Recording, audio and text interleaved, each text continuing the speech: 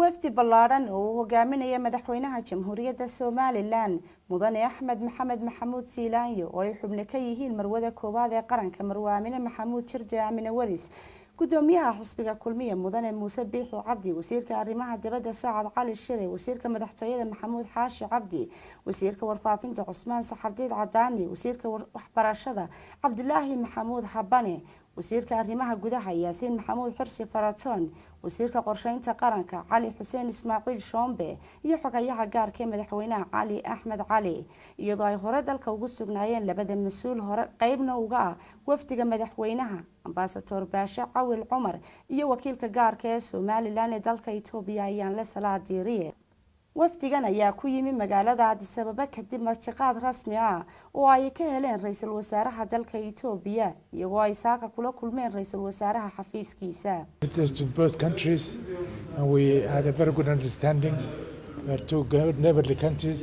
which have to cooperate in a lot of ways and in a lot of areas, and we have discussed many areas in many things which are of interest to both countries. We clearly understood each other very well. Thank you very much. It was a very successful trip. mudane madaxweyne ada soo koobaya maxaa ka wada hadasheen mas'uuliyiintii dhigayna la kulanteen sidaan u sheegnay danaha labada dal baan ka wada hadalay xagga amniga iyo xagga kaleba xagga wax qabsiga wada xagga dhaqaalaha iyo xagga siyaasadda iyo amniga mid walba si wanaagsan way isu fahanay aad iyo aad baa mahadsantahay wasaaradda warfaafinta mudane Cusmaan Saxardiid Cadaani ayaan rabaa kelmadiisa inaan weydiiyo mudane wasiir sidoo u dhacay shirkii maanta si qurux badan buu u dhacay almost 2 saacadood baa prime ministerkii madaxweynuhu wada hadlayeen iyo tiimkii la socday waxa laga wada hadlay arrimo fara badan oo nabadgelyadu ka mid tahay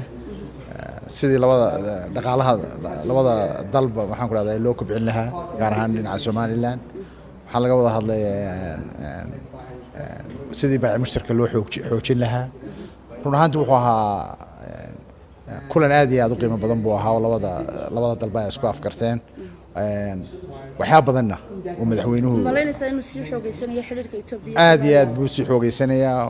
Dr. Saacad Cali Shire wasiirad baan ku soo dhaweynayaa maxaad adiguna nooga sheegi kartaa kale kulankii aad la qaadateen mas'uuliyiinta dhigayna maanta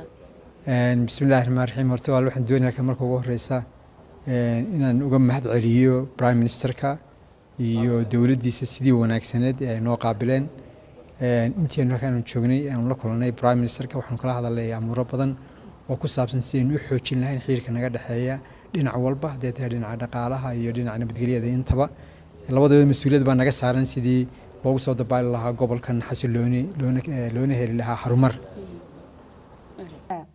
wafdigan oo ahaa kii ugu ballaadhnaa ee abid ay ku wada kulmaan madaxda sarsare ee labada dal ee Itoobiya iyo Soomaaliland iyadoo laga dheehanayo miisaanka wafdiga iyo muhiimiyadda ay u leedahay labada dhinacba kulankani dhanka kale ra'iisul wasaaraha dalka Itoobiya waxa kulankan ku wehelinayay la taliyaha ra'iisul wasaaraha ee arrimaha dhaqaalaha ahaana wasiirkii hore ee maaliyadda ee dalka Itoobiya Axmed Sufyaan la taliyaha ra'iisul wasaaraha ee arrimaha wadamada dariska ahaana wasiiru dawlihii hore ee arrimaha dibadda ee dalka Itoobiya ambassador Burhane Gabre Christopher